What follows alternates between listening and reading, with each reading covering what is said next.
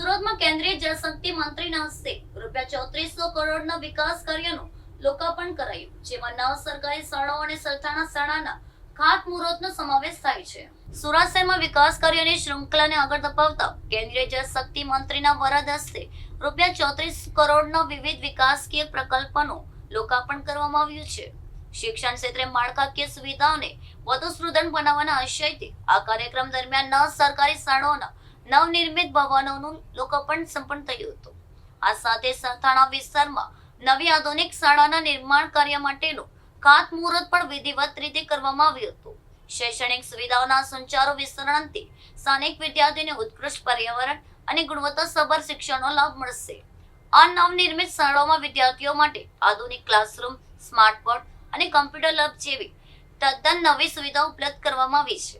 કાર્યક્રમ દરમિયાન મંત્રીશ્રીએ જણાવ્યું હતું કે સુરત મહાનગરપાલિકા દ્વારા શિક્ષણના સ્તરને ઊંચું લાવવા માટે કરવામાં આવી રહેલા પ્રયાસો ખરેખર પ્રશંસનીય છે।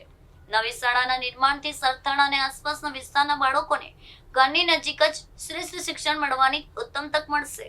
આ પ્રસંગે સ્થાનિક પદાધિકારીઓ અને મહાનગરપાલિકાના અધિકારીઓ તથા મોટી સંખ્યામાં વિદ્યાર્થીઓ અને વાલીઓ ઉપસ્થિત રહ્યા હતા। આજનો જે કાર્યક્રમ છે અત્યંત મહત્વનો કાર્યક્રમ છે। ઘણીવાર હું કોઈ કાર્યક્રમને અવોઇડ કરી દઉં, પરંતુ જ્યારે વિદ્યાર્થીઓનો કાર્યક્રમ હોય ત્યારે વાલીઓને મળવાનું થાય, ત્યારે શિક્ષક ભાઈ બહેનોને મળવાનું થાય, ત્યારે મને પણ આનંદ થાય છે કે એવા કાર્યક્રમમાં ઉપસ્થિત રહેવાનો મોકો મળે।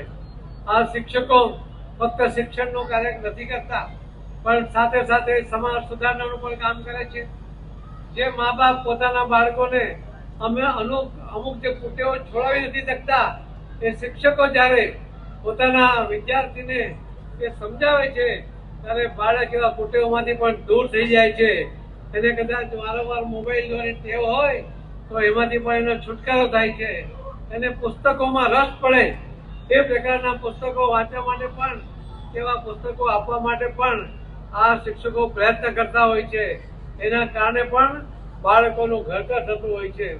અને એટલે જ માનનીય પ્રધાનમંત્રી મોદી સાહેબ કહેતા હતા કે જયારે તમારે કોઈ દીકરી આપવી હોય ત્યારે એના બેંક એકાઉન્ટમાં કેટલા પૈસા છે જોવાને બદલે એના ઘરમાં કેટલા પુસ્તકો છે એ તમે જોઈને દીકરીને આપજો।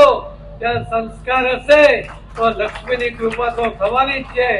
આપણે પણ આપણા બાળકોને શિક્ષણની સાથે સાથે સંસ્કાર આપીએ એવી આપ સૌને વિનંતી કરીને ફરીથી આજે જે નવી નવી બિલ્ડિંગો મહાનગરપાલિકાએ બનાવી છે, જે રીતે એમણે એની ક્વોલિટી જાળવી છે, જે રીતે શિક્ષક ભાઈ બહેનોએ અભ્યાસની ક્વોલિટી જાળવી છે, એને જાળવતા રહે।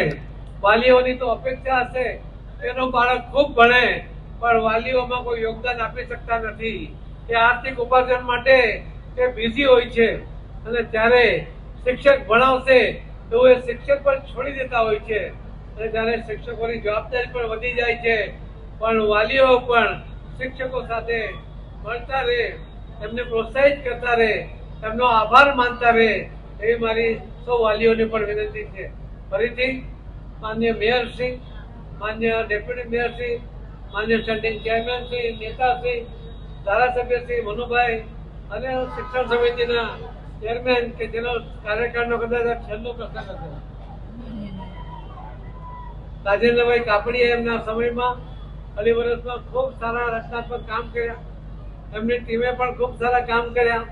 અનેક સ્પર્ધાઓ યોજી, મહેંદી સ્પર્ધા હશે દીકરીઓની, કે અલગ અલગ રંગોળીની સ્પર્ધાઓ હશે, એમાંથી આપણને એનું ટેલેન્ટ પણ જોવા મળ્યું। તો એમને આ પ્રોત્સાહિત કરવાનું કામ પણ ભાઈ શ્રી રાજેન્દ્રભાઈ કાપડિયાએ કર્યું છે। એમને અને એમની ટીમને પણ ખૂબ ખૂબ અભિનંદન આપું છું। આપ સૌનો પણ ખૂબ ખૂબ ધન્યવાદ। ભારત માતા કી જય।